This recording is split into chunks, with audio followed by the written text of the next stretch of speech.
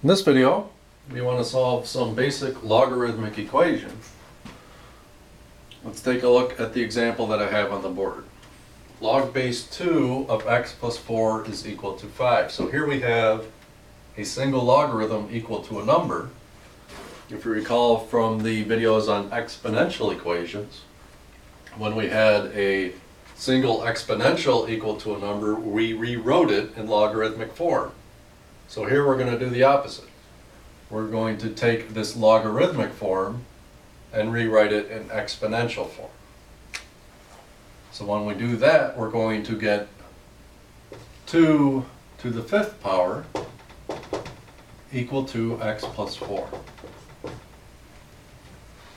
So now we have a nice linear equation in x that is easy enough to solve. 2 to the 5th is 32.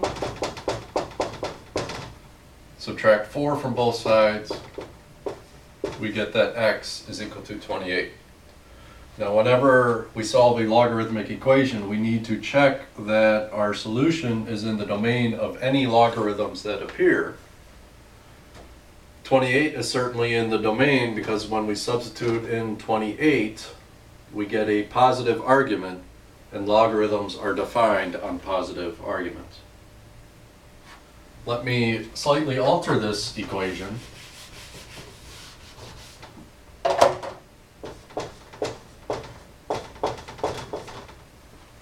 to a situation where we have two logarithms to the same base equal to each other.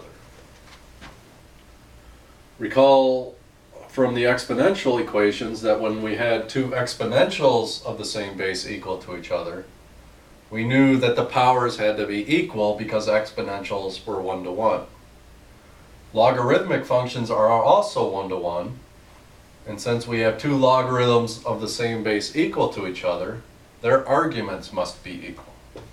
So x plus 4 must equal 5, and therefore x must be equal to 1. So these two basic equations, where we have a logarithm equal to a number, or two logarithms of the same base equal to each other, are highly coveted when solving logarithmic equations, because once we get to that position, the equation is easy enough to solve. We'll look at some harder examples in the following videos.